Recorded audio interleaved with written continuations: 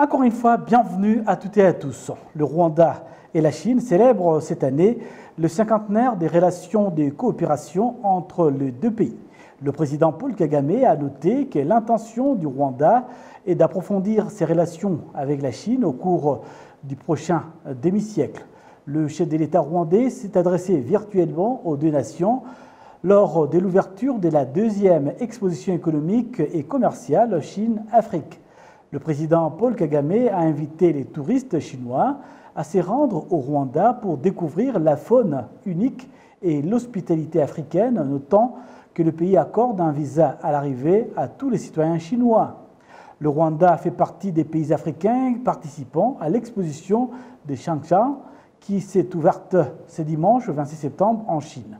L'exposition intervient alors que l'ambassade du Rwanda en Chine, au nom de la ville de Kigali, a signé une lettre d'intention avec la province de Yuan visant à approfondir la coopération économique entre les deux pays. La stratégie nationale de transformation NST-1 a célébré son 4e anniversaire, c'est 26 septembre 2021. En effet, à la même date, il y a de cela 4 ans, que le Premier ministre, le docteur Edouard Guilhéné, l'a présenté au Parlement. Des experts en politique et la gouvernance indiquent que cette stratégie de transformation a été mise en exécution à une grande vitesse pour le développement du pays. Kassim Issouf nous fait le point. Le 26 septembre 2017, le Premier ministre, le docteur Guilhéné Edouard, a présenté au Parlement la stratégie nationale de transformation NST1 2017-2024, dont les activités essentielles concernent l'économie, le bien-être social et la gouvernance.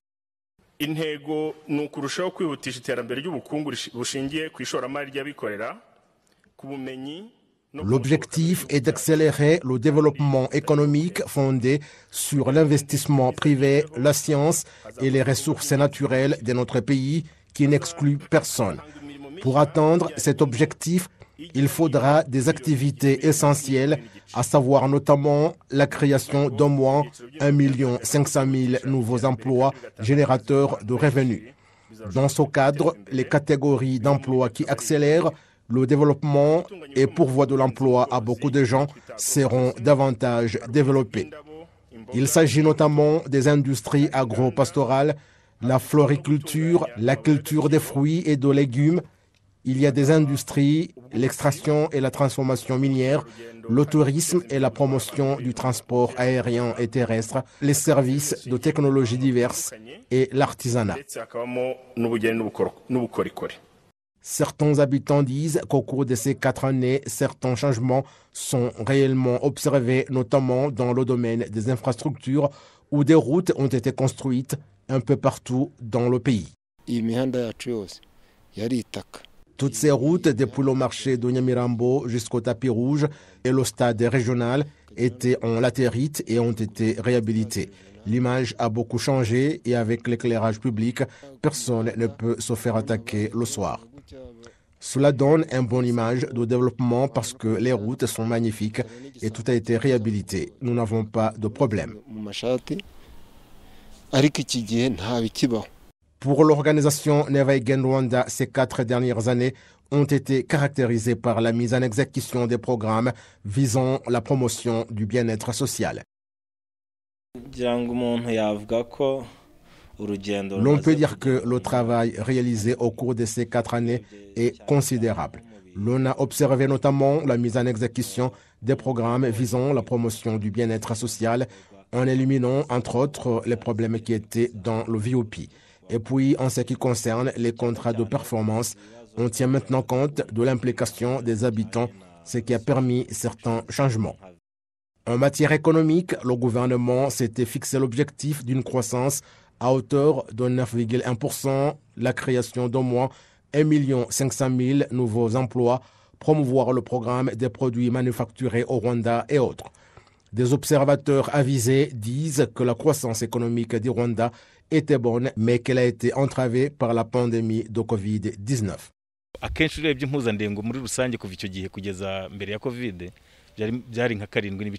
Lorsqu'on considère la moyenne d'avant la Covid-19, elle était de 7,2%. L'objectif n'était pas atteint, mais la tendance était bonne.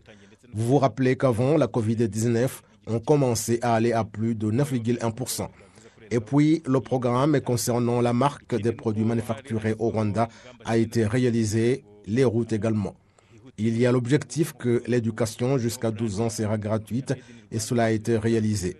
Des hôpitaux ont été construits dans chaque district. Le volume des exportations commençait à s'élargir.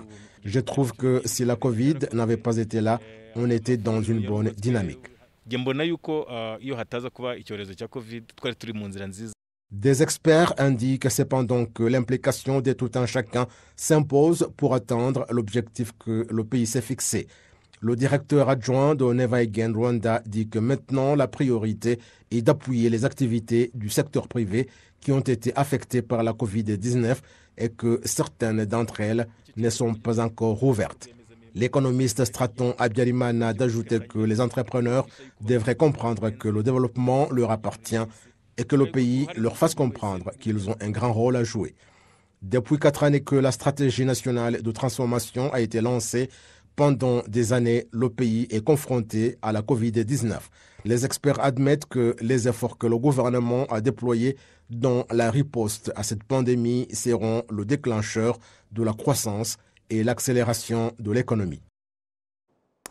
20 ans après que le gouvernement rwandais ait lancé le programme de décentralisation, les habitants indiquent que ce programme a permis une meilleure implication des citoyens dans la gouvernance et les dirigeants plus responsables. Suivez.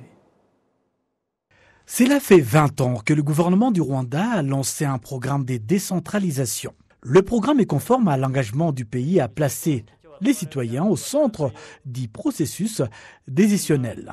Le Rwandais indique qu'en plus d'améliorer la prestation des services, la décentralisation les a rendus plus impliqués dans le projet et les activités quotidiennes du pays. Il y a tellement de choses à dire, mais en bref, il y a des exemples tangibles de la façon dont ces programmes nous ont aidés. Par exemple, nous avions l'habitude d'attendre au bureau du secteur pour obtenir certains documents et ne pas faire de commentaires par rapport au processus. Mais maintenant, il est accessible en ligne, Irembo. Ceci fait partie des bons résultats de la bonne gouvernance. Une personne ayant besoin d'un service est d'abord prise en charge par le chef du village, car il est plus proche des habitants. À mon avis, le gouvernement a fait de son mieux pour aider tout le monde. Jean-Léonard Sekayangi, président du CLADO, un organisme qui chapeaute les associations de défense des droits humains au Rwanda, indique en tant que société civile, le programme de décentralisation a grandement contribué au développement national, bien qu'il y ait d'autres domaines qui doivent être améliorés, tels que la gestion de budget de projets publics. Ce programme aide les résidents à obtenir des services facilement et le plus rapidement possible, ce qui leur permet de gagner du temps pour faire d'autres activités. Il y a encore des gens qui croient que les problèmes doivent être traités par le président ou un maire, mais ils ont besoin de savoir que la responsabilité incombe d'abord, en premier lieu, aux autorités des instances de base. Et une autre chose, les agences gouvernementales devraient financer les budgets d'une agence respective et arrêter de retenir l'argent. Et à la place, l'envoyer au district et les laisser mener le processus des mises en œuvre et par la suite d'envoyer un fonctionnaire dans une région donnée pour inspecter la gestion du budget. Le directeur général de la gouvernance et de la décentralisation au ministère de l'administration locale, Gakire Bob, souligne que le programme de décentralisation a accompli des progrès considérables pour le bien de la population et qu'un certain nombre de réformes sont en cours afin de résoudre le défi déjà identifié.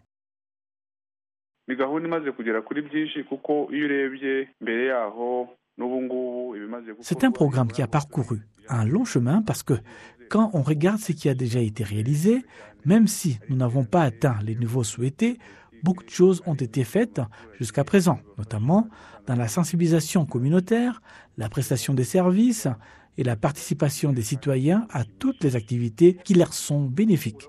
Et une autre chose est la réforme politique que nous utilisons depuis 2012. Elle est en cours et elle pourrait commencer bientôt. La nouvelle politique et les nouvelles lois régissant les fonctionnements du district aideront à franchir la prochaine étape. Le programme de décentralisation est en place depuis son lancement en 2001. Le programme a été mis en œuvre par phase. Les prochaines élections locales marqueront la 5e phase de ces processus de décentralisation. En bref et en images, le ministre des Infrastructures, l'ambassadeur Claver Gatete, a visité des projets d'infrastructures en cours de construction en district de Rubavu, notamment les routes, l'eau et l'électricité.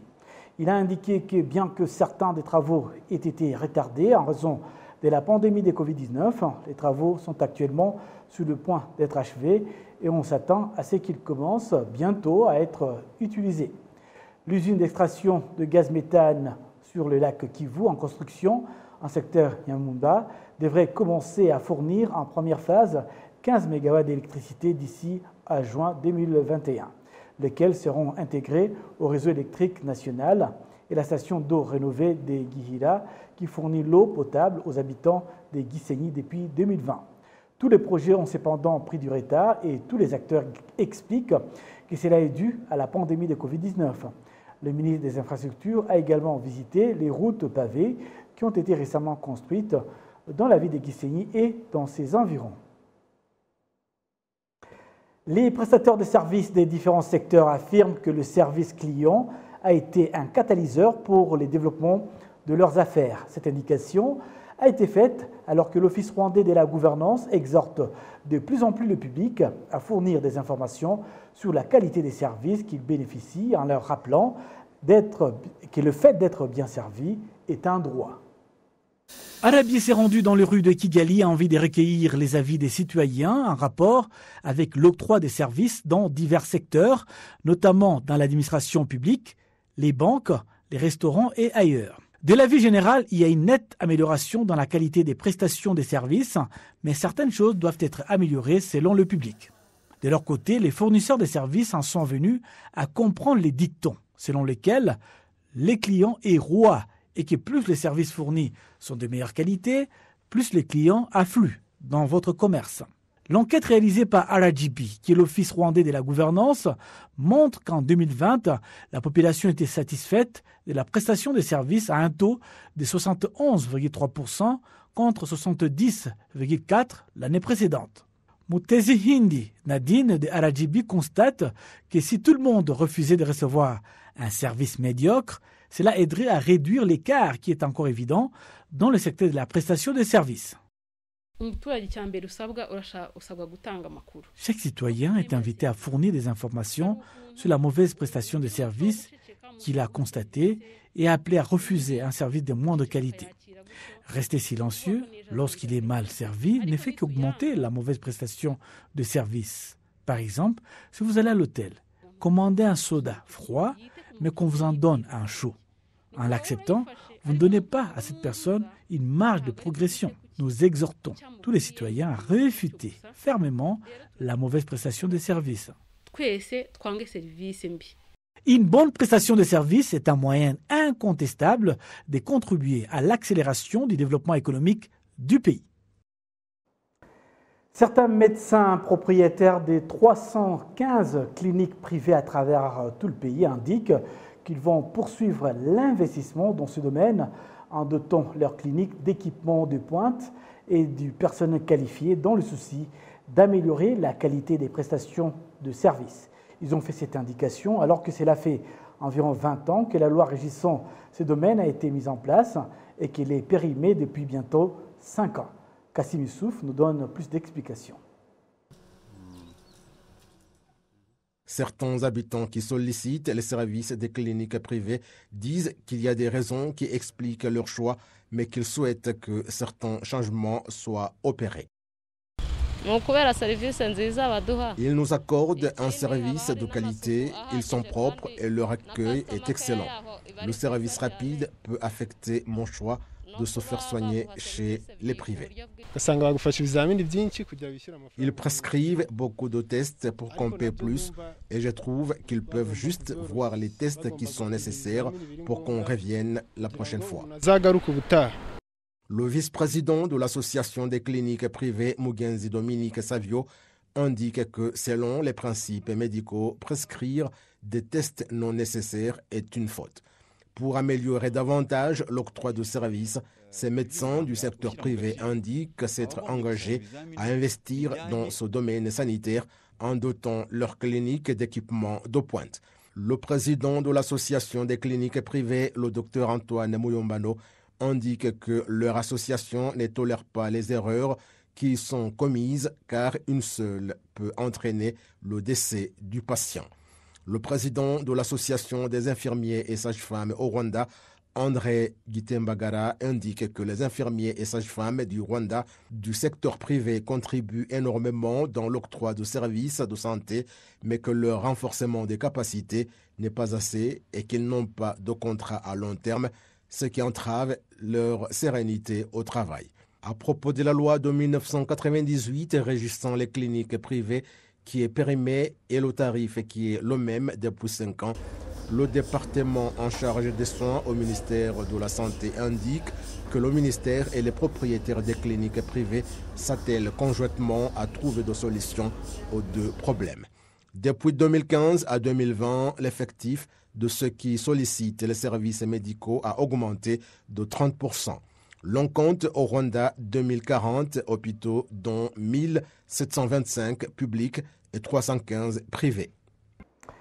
C'est donc avec ce rappel des titres que nous allons boucler complètement cette édition au nom de toute l'équipe qui m'a accompagné tout au long de cette édition. Il y avait à la prise de vue François Bouddha Troilgua, à la prise des sons il y avait Cassien, au graphique c'était Christian, l'ingénieur de cette antenne c'était Ganza. Au mixage vidéo, c'était Didacienne. À la direction de cette édition, c'était Janvier Karangwa Moulenzi. Et puis, au contrôle de l'antenne, c'était Nicole. Au nom de toute cette équipe, je vous souhaite de passer une excellente suite de programmes sur la télévision rwandaise.